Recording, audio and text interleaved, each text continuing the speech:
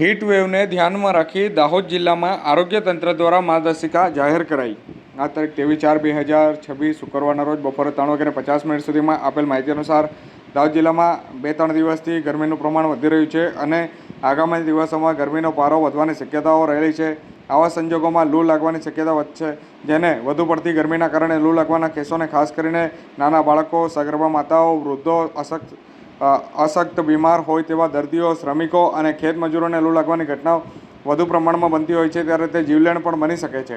શરીર અને માથાનો દુખાવો થાય, શરીરનું તાપમાન વધી જાય, ખૂબ તરસ લાગવી, ત્વચા ગરમ થવી, લાલાશવાળી અથવા તો શુષ્ક થઈ જવું, ઉલટી કે ઉબકા થવા આવવા કે આંખે અંધારા કે ચક્કર આવવા, શ્વાસોશ્વાસમાં અને હૃદયના ધબકારા વધી જવા, અતિ ગંભીર હોય તેવા કિસ્સાઓમાં ખેંચ આવી, બેભાન થઈ જવું જેવા લક્ષણો લૂ લાગવાના સમયે થાય છે, તે દરેક નાગરિકોને જણાવવામાં આવ્યું હતું અને લૂ લાગવાથી બચવાનો ઉપાયો કરવા માટે આવશ્યક છે। ત્યારે ગરમીમાં શક્ય હોય ત્યાં સુધી બપોરે 12 વાગ્યાથી સાંજના 4 વાગ્યા સુધી બહાર નીકળવાનું ટાળવું જોઈએ। આખા શરીરને માથું ઢંકાય તે રીતે સફેદ સુતરાઉ કપડાં પહેરવા જોઈએ।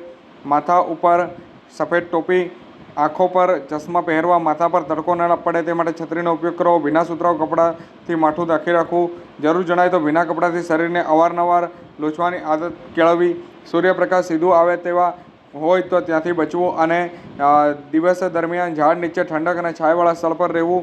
દિવસ દરમિયાન વધુ પ્રમાણમાં લીંબુ પાણી, નાળિયેર પાણી તેમજ ORSનું દ્રાવણ, મોળી તાજી છાશ પીવાની આદત કેળવવી। નાના બાળકો, સગર્ભા માતાઓ, વૃદ્ધો, અશક્ત બીમાર વ્યક્તિઓએ તડકામાં વિશેષ કાળજી રાખવી।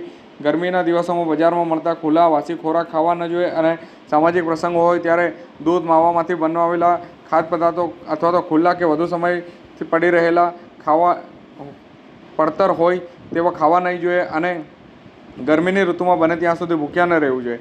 ચા, કોફી, તમાકુ, સિગરેટ સહિતના ઉત્પાદનોના સેવનથી લૂ લાગવાની શક્યતા વધી રહે છે, તેથી તેનું સેવન ટાળવું।